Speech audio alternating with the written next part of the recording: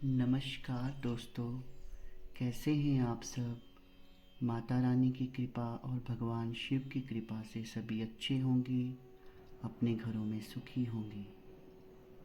दोस्तों, इस समय ब्रह्म मुहूर्त का समय था और मैं सुबह 4 बजे उठा। तो उठकर जैसे ही मैं पूजा के मंदिर में बैठा और मैंने पूजा अर्चना शुरू की, तो आज मेरी आंखों से आंसू निकलना शुरू हो गए। तो मैंने सोचा कि क्यों ना आज इस विषय पर ही वीडियो बनाई जाए कि जब भी हम अपने इष्ट की पूजा पाठ करने बैठते हैं, अपने गुरु द्वारा दिए गए मंत्रों का जाप करना शुरू करते हैं, या फिर आपके पास अगर कोई मंत्र नहीं भी है तो भी जब आप पूजा पाठ के लिए बैठते हैं तो आपकी आंखों से आंसू निकलने लगते हैं। इसी विषय पर दोस्तों आज हम चर्चा करेंगे। दोस्तों, इसमें नकारात्मक और सकारात्मक दोनों कारण हो सकते हैं। इससे पहले कि मैं विषय के ऊपर आऊँ, मेरा आप सबसे आग्रह है, जो भी मेरी इस वीडियो को पहली बार देख रहे हैं, मेरे चैनल पर पहली बार आए हैं, वो मेरी इस वीडियो को एक लाइक कर दें, चैनल को सब्सक्राइब कर दें और वीडियो को ज़्यादा से ज़्यादा शेयर कर दें। क्योंकि ये प्रश्न हर भगत के मन में, हर जातक के मन में आता है कि कभी कभार जब हम पूजा करने बैठते हैं तो हमारी आंखों से आंसू क्यों आते हैं। YouTube के ऊपर इसके बारे में बहुत सारी भ्रांतियाँ भी हैं, तो मैं भ्रांतियों में ना पड़ते हुए जो इसका सही कारण है, कुछ इसके सकारात्मक कारण हैं और कुछ इसके नकारात्मक कारण हैं, उनके बारे में यहाँ पर हम चर्चा करेंगे। तो चलिए दोस्तों शुरू करते हैं। दोस्तों, जब भी हम जो हमारे इष्ट होते हैं उनकी पूजा अर्चना करते हैं और एक विधि विधान से करते हैं, कई बार हमें वो विधि विधान हमारे गुरु द्वारा दिया गया होता है, या फिर हम कई बार अपने इष्ट को ही सब कुछ मानकर उनकी पूजा अर्चना अपने हिसाब से करते हैं।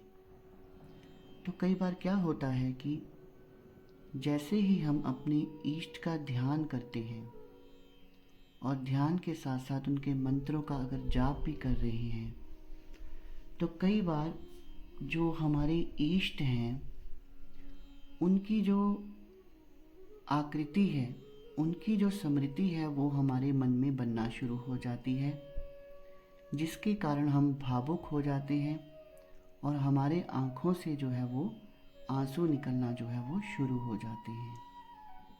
तो ये एक बहुत बड़ा कारण होता है। कई बार क्या होता है दोस्तों, ईश्वर तो केवल भाव के जो हैं वो भूखे हैं। हम जब भी पूजा में बैठते हैं तो हमारे गुरु भी हमें बताते हैं, या फिर हम स्वयं भी ईश्वर के सामने आसन लगाकर बैठते हैं, धूप दीप करते हैं, उनके आगे भोग प्रसाद चढ़ाते हैं और इस तरह से हम पूजा करते हैं। लेकिन क्या वो जो एक तुच्छ भेंट हम अपने ईश्वर के सामने चढ़ा रहे हैं, वो क्या उनको चाहिए, या फिर हम वो भोग प्रसाद अगर अपने ईश्वर को नहीं देंगे तो क्या उससे उनको कोई कमी आएगी? उन्हें कोई कमी नहीं आती है। उन्हें, ईश्वर को आपकी माला से कोई मतलब नहीं, उन्हें आपके दीपक से कोई मतलब नहीं है। आप उनके आगे धूप दीप कर रहे हैं, अगरबत्ती कर रहे हैं, उनसे उनको कोई मतलब नहीं है। वो सिर्फ भाव के ही भूखे होते हैं। तो कई बार क्या होता है कि कोई व्यक्ति जो है वो सालों साल अपने ईश्वर की पूजा कर रहा है, उसके मंत्रों का जाप कर रहा है और वो ये सोचता है कि मेरे ईश्वर की कृपा जो है वो मुझे मिल जाए, लेकिन उस व्यक्ति को अपने ईश्वर की कृपा नहीं मिल पाती है। लेकिन एक व्यक्ति है जो कोई विधि विधान नहीं करता और केवल भाव से अपने ईश्वर से जुड़ा हुआ है, तो उसे ईश्वर की प्राप्ति जो है वो हो जाती है। तो कई बार हम क्या करते हैं कि हम सब कुछ, माला वगैरह, धूप दीप सब कुछ छोड़कर केवल अपने ईश्वर का ध्यान करते हैं, हमारे भावों को उनके साथ जोड़ने की कोशिश करते हैं, तो इस तरह की जो सिचुएशन है उसमें भी आपके आंखों से आंसू आना जो है वो शुरू हो जाते हैं।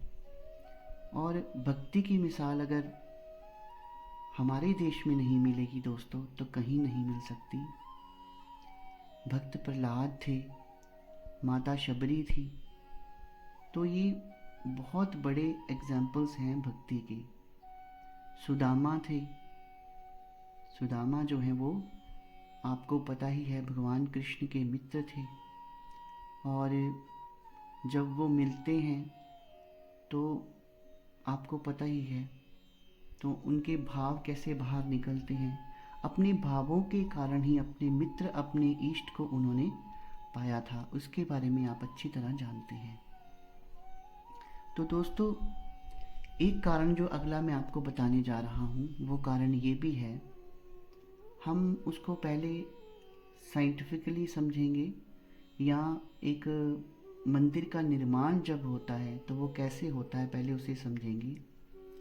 जब भी किसी मंदिर का निर्माण होता है तो यही देखा जाता है कि जिस इष्ट की हमने स्थापना करनी है, जिस मूर्ति की हमने स्थापना करनी है, वो बिल्कुल सेंट्रल प्लेस पर हो।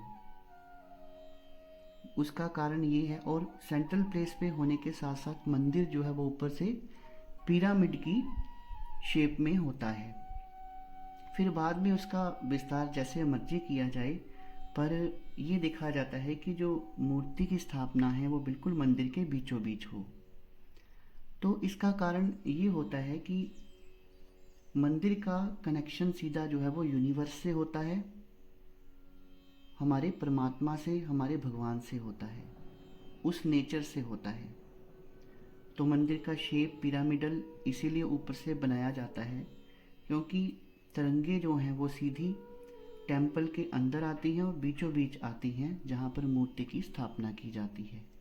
कहने का भाव ये है कि वहाँ पर पॉजिटिव एनर्जी बहुत ज़्यादा होती है, और जब भी कोई व्यक्ति नेगेटिव एनर्जी लेकर मंदिर के अंदर जाता है तो उसकी नेगेटिविटी जो है उसको अचानक से झटका लगता है, और कई बार क्या होता है कि वो नेगेटिविटी जो है वो आंसुओं के रूप में बाहर आना शुरू होती है। ये भी एक बहुत बड़ा कारण होता है। हो सकता है आपके अंदर नेगेटिविटी है और वो नेगेटिविटी जो है वो मंदिर में जाकर निकली हो। तो ये तो सारे हो गए सकारात्मक कारण। अब अगर हम नकारात्मक कारण की बात करें तो नकारात्मक कारण में वही बात आ जाती है कि ईश्वर ने तो देखा आपका भाव, लेकिन अगर आपका भाव ही गलत है तो ईश्वर जो है वो आपको कभी प्राप्त नहीं होंगे। क्योंकि कुछ लोग जो हैं ईश्वर की भक्ति को एक कॉन्ट्रैक्ट मान लेते हैं।